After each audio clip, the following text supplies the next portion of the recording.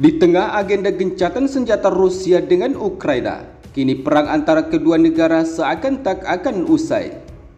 Hal tersebut terlihat di saat Rusia dan Ukraina saling membalas serangan presisi dengan menggunakan rudal balistik jarak jauh dan hingga drone tempur, di mana kedua negara sama-sama saling mengklaim serangan mereka.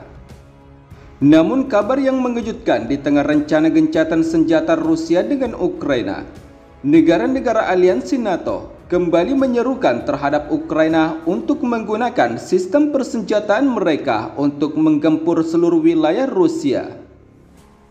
Hal itu terlihat saat pemerintah Jerman menyatakan jika saat ini Ukraina bebas menyerang target militer di wilayah Rusia. Hal itu terlihat saat pemerintah Jerman menyatakan jika saat ini Ukraina bebas menyerang target militer di wilayah Rusia dengan rudal jarak jauh yang dipasok negara-negara barat anggota NATO.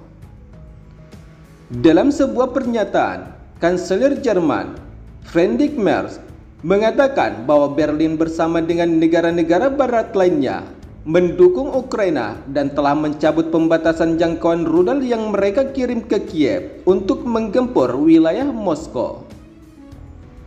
Selain itu, Jerman juga mengatakan bahwa mereka akan melakukan segala daya untuk terus mendukung Ukraina dalam menghadapi serangan militer Rusia, baik secara politik maupun militer.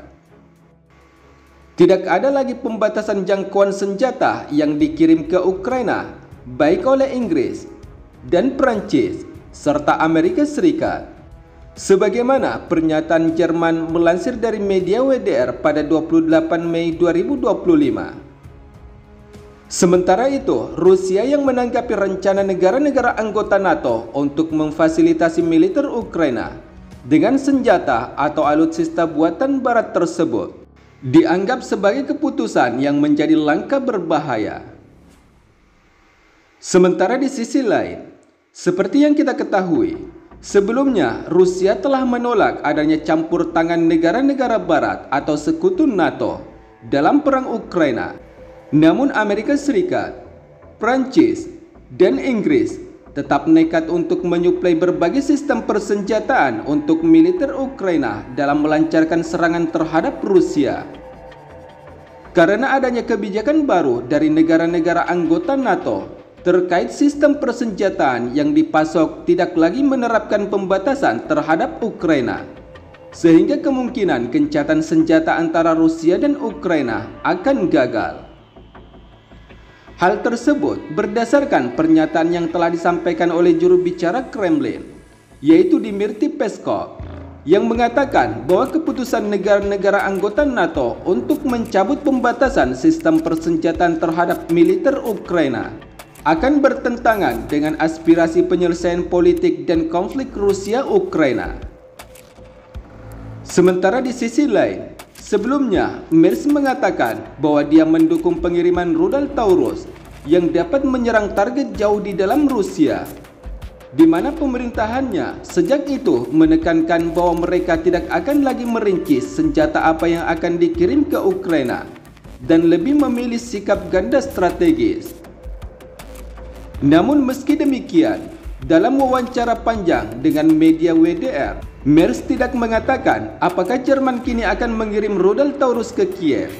Tetapi kanselir Jerman tersebut mengambil kesempatan untuk mengecam keengganan Presiden Rusia Vladimir Putin untuk terlibat dalam perundingan guna mengakhiri perang di Ukraina.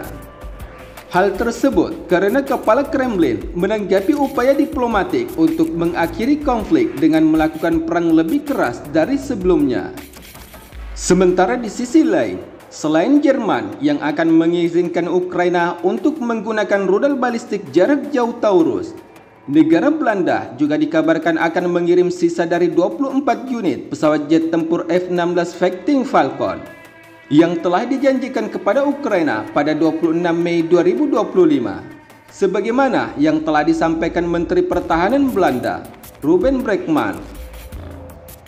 Seperti yang kita ketahui, sebelumnya Ukraina telah menerima pesawat jet tempur F-16 pertamanya dari Belanda dan Denmark pada tahun 2024 lalu. Adapun pesawat jet tempur generasi keempat buatan Amerika Serikat itu telah dikerahkan untuk memperkuat perisai langit Ukraina dan membantu melawan serangan udara Rusia. Kami juga melatih pilot dan teknisi serta berbagai doktrin militer kami, sehingga Ukraina dapat membangun angkatan bersenjata modern yang setara dengan negara-negara anggota NATO, ujar Brekelmans.